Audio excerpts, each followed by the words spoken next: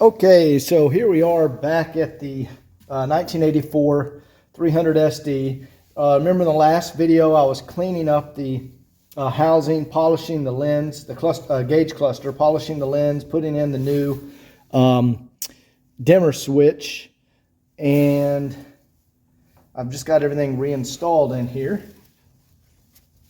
And let's take a look at that. Now it is crystal clear and all the gauges are back in and the dimmer switch has been replaced. So let's go put it in the car, make sure all the lights light up. Remember, that was our issue because the dimmer switch was bad. None of the lights lit up. Here is the dimmer switch I removed, and you can see it's got some heavy corrosion in there. And this is a potentiometer. It turns, and you can see where the spring had popped out of the assembly. So this was just not working anymore. So we have replaced that with a genuine Mercedes, the exact same part. And let's go put this guy back in the car. Looks fantastic now that I've polished the lens and put the gauges back in. Let's go put it back in the car and make sure everything works. Okay, we are back in the car, and I just have the gauge cluster connected. I don't have it fully pushed in. So let me turn out the camera light. And now I'm going to turn on the headlights, and you can see we have lights again. And over here I'm trying the potentiometer.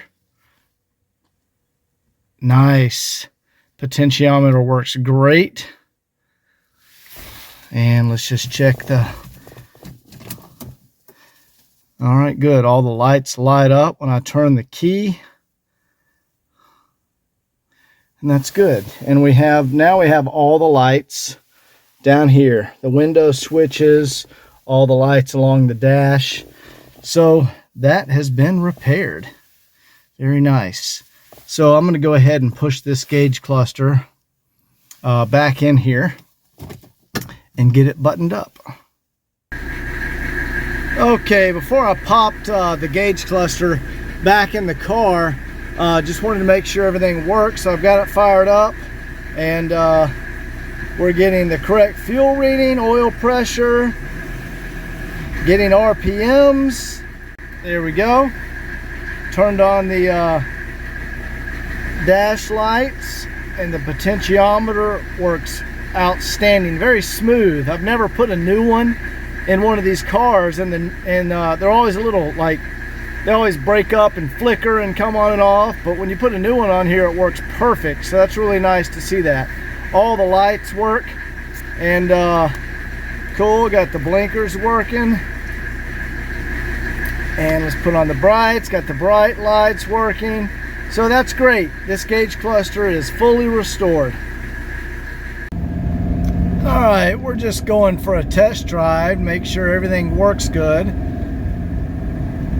And temperature is starting to come up.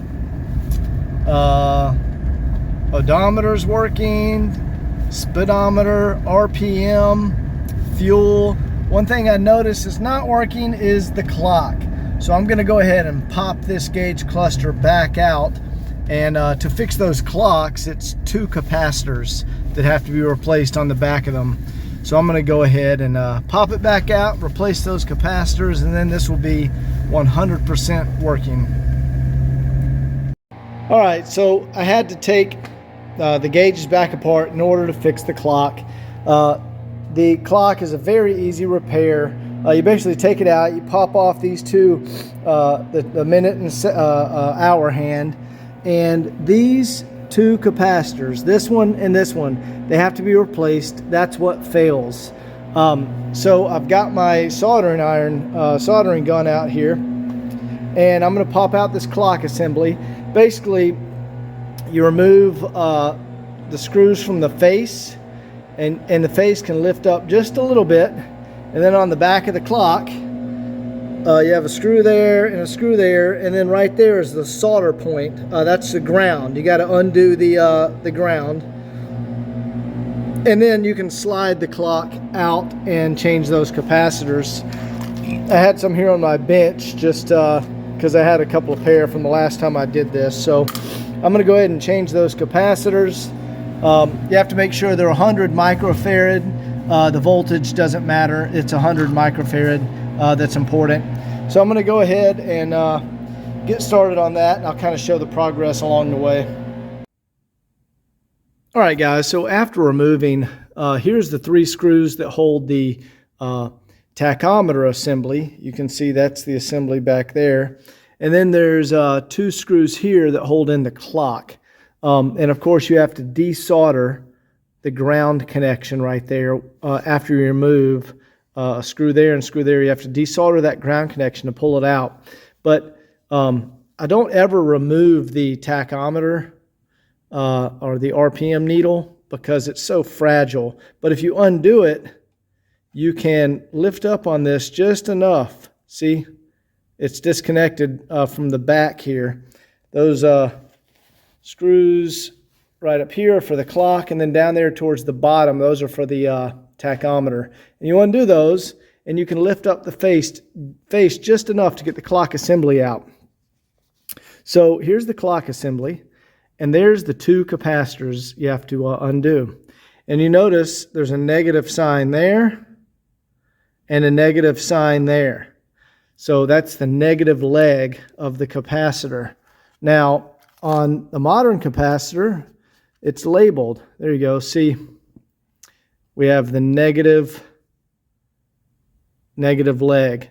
So you got to make sure the negative leg matches up with the negative leg on here. So let's go ahead and get these desoldered and pop those out. See if I can record this. Let's see how that looks. And we'll get the soldering gun out.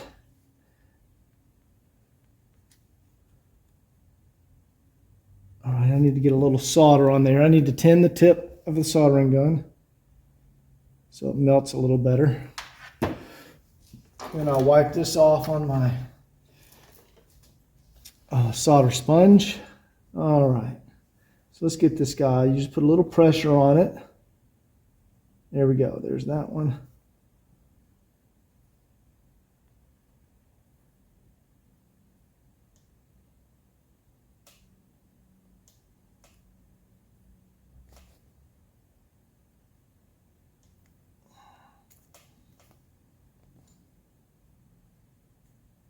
All right, there's that one off of there. There's that one. Just got to keep working them back and forth. Almost. A little pressure. There we go. All right, we got that one off. And again, we got to remember there's the negative leg. It tells us. So we're going to put, oh, this is also a little piece of foam insulation that's on the back. I'm going to try to remove these without taking off the foam insulation. Normally I just peel this off. But I think I might be able to get this one out without having to remove that. So we'll see what happens.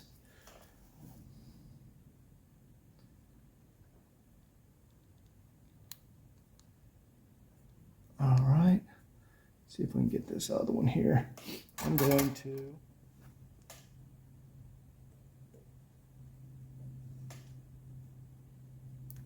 Oh, there we go. Got it. Okay.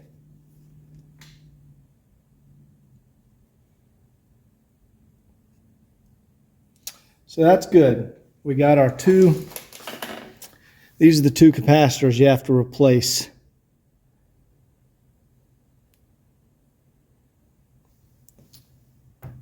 And these actually, on these old capacitors, they mark the positive leg.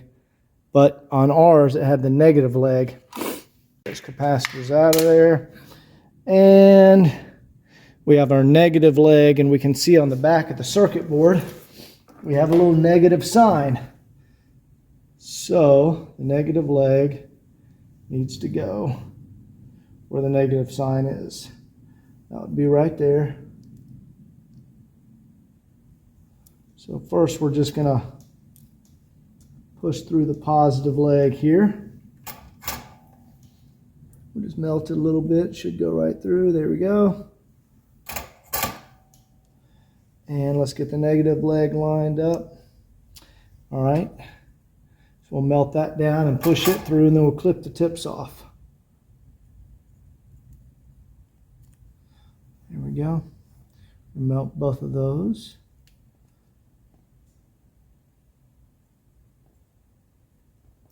All right, there we go. Now I'm going to just snip the tips off of here. Let me get my clippers. Clip the tips off. There we go.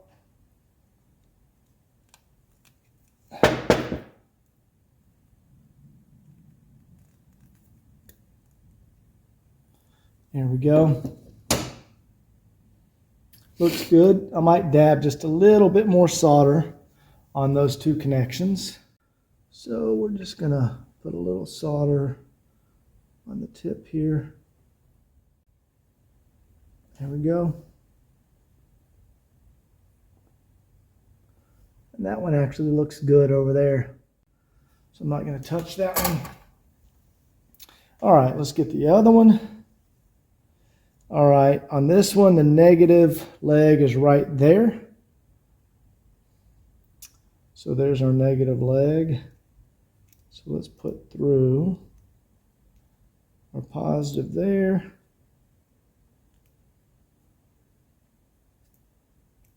Oh, come on.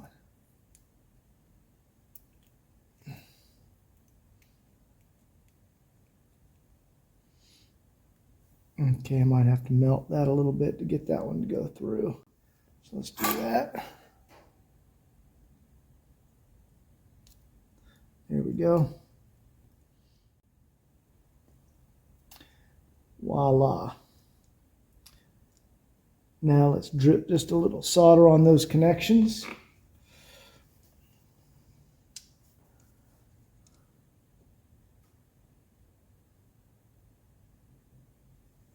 There we go. And we'll do a little on this one. Boom. All right, we're done with the solder, and we'll clip off our legs. There we go.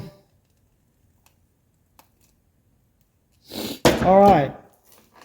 And that is done. That's all you do to repair one of these clocks. So we got the old capacitors off there, and we got these nice new ones on. Oh, there we go. And you can see the new solder points. There's the negative leg there,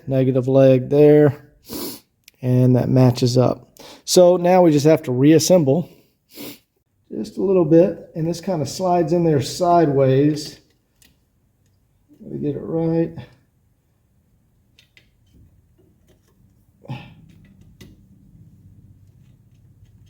There we go. A little bit more that way. There we go.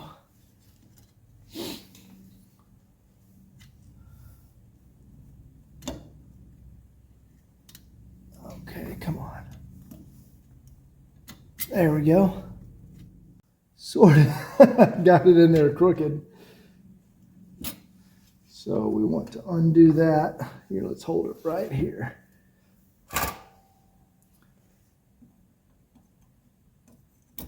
There we go.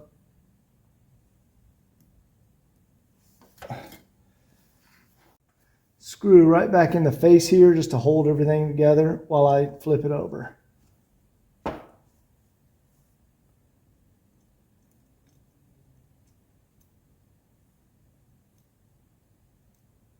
There we go. Come on, baby.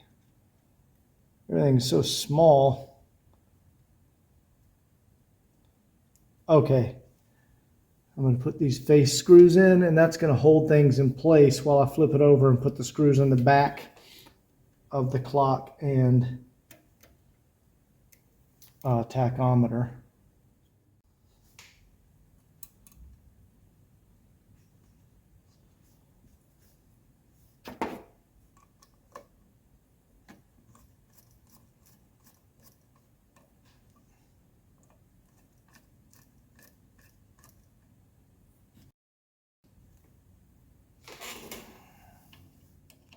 And that's it, you guys. And of course you got to put the little hands back on there, which can be delicate. We'll put this one on. I think I had it at like 1 o'clock.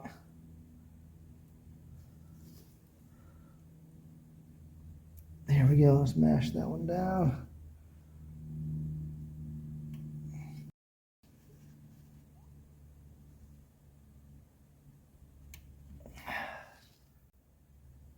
There we go. That's on there good.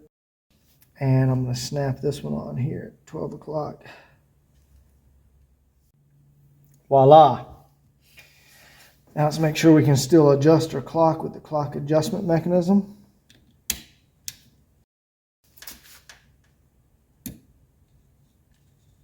Yep. That still adjusts correctly. So that's good. Works perfect. All right, so that is a repaired clock. You can see our new capacitors right there and right there. And that's how you do that. So let's get this back in the car and we'll see if the clock is now working. So I want to set the clock real quick at 6:48. Let's see, there's 6:45. All right, that's about 6:48. So I'm going to stop recording and then I'll turn it back on and show you that the clock has progressed forward in about, I don't know, 2 or 3 minutes. Okay, it's about 2 or 3 minutes later. Y'all saw a minute ago where I put the clock at 6:48. Now it's like 6:51 or so. And sure enough, you can see how it's progressed. It was 6:48, now it's 6:51. Perfect. So that is up and running again. All right, now that we got the gauge cluster and the clock fixed, we're back here checking out the original Hirschmann antenna. We're gonna put this over on the bench and see why this thing's not going up and down. And this is a little bit later model than the last video I did. This is 84, 85, and I think that's the same model as this guy over here. So I'm gonna go ahead and pop this open and we're gonna hook up some power and see if we can get this thing to go up and down, see what's going on with it. All right, so we got the antenna out of the car, removed the cover plate, and this looks extremely clean in here. Not a lot of corrosion or anything on the circuit board. It looks really, really nice. So we're gonna hook up some power and see if we can figure out what is going on with this guy. All right, I've actually put the antenna back together because what I found when I took it apart, it looked super clean in there. And the original antenna, the mast retracting cable and extension cable was snapped on it. So I just went ahead and took that off and I put another mast in there. And we can see now when I connect up, the new mast with the new cable actually works perfect, and it goes all the way up and goes to the lock position. And I used some 3-in-1, just greased it a little bit. And now if I do the retracting, if I just remove this jumper,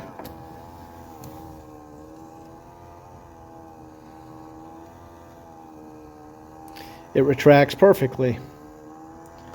So we're going to go ahead and get that back in the car. And the way you hook this up, let's see if we can see the pins here. So there's 3 pins on this side, 2 pins on this side.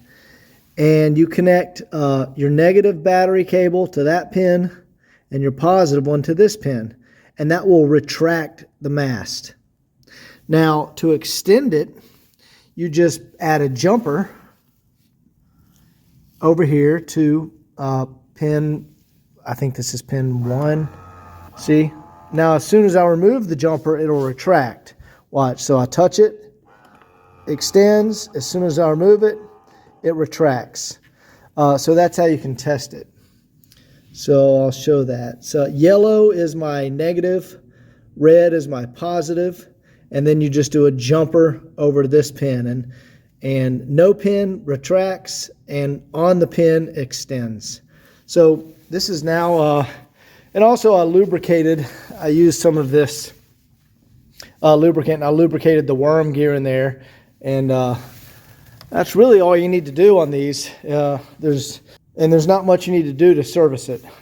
So I've got a new mast in there, lubricated the gear. Let's get it back in the car. Okay, I'm about to go in and test the antenna. You can see I've got it back in the car. I don't have my grommet installed yet, but let's go in here. I've already got the key on. Let's just go max antenna and hit the on button. Excellent. We have full extension on the antenna. Very nice. Now let's see if we have, let me turn that down some. We're going to see if we have manual control. I'm going to go down like halfway. Okay, beautiful. Went down just a little bit. Let's go down a little bit more.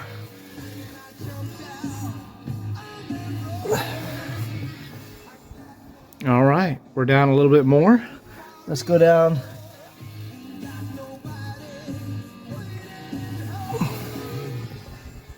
All right, so we're manually extending or retracting the antenna. And let's manually go up a little bit. We'll stop there. Beautiful. So the manual extension and retraction works. So I'm going to go back to full extension. All right, the antenna's all the way up. Okay, very nice. So now I'm going to go ahead and turn off the radio. All right, and we should get automatic retraction. Perfect. So this antenna is restored. Let's go ahead and get the, so it was just a broken mast. That was an easy fix because I had another one on the bench. Let's go ahead and get this grommet on here. And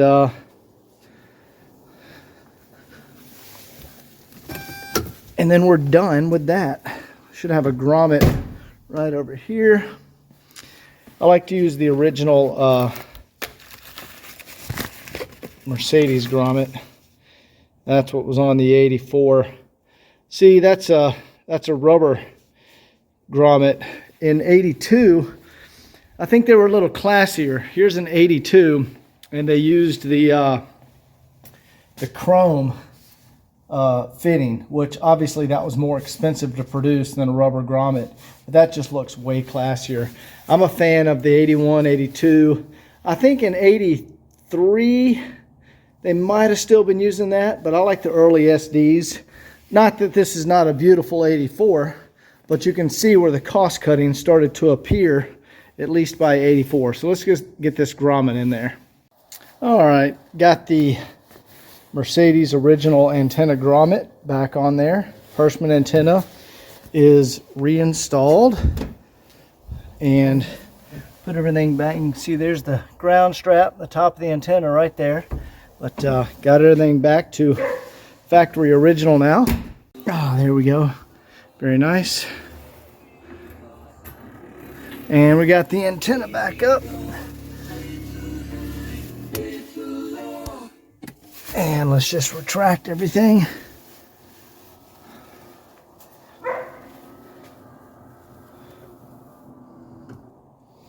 All right, very good. Again, there's the gauges all lit up with our dimmer switch working beautifully. And our thermometer works down here too. Here we go. It's in Celsius. And all the lights light up, glow plug light.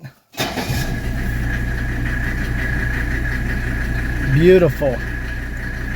Anyway, that's it for this video, guys. This car is just about done. I'll keep you guys updated.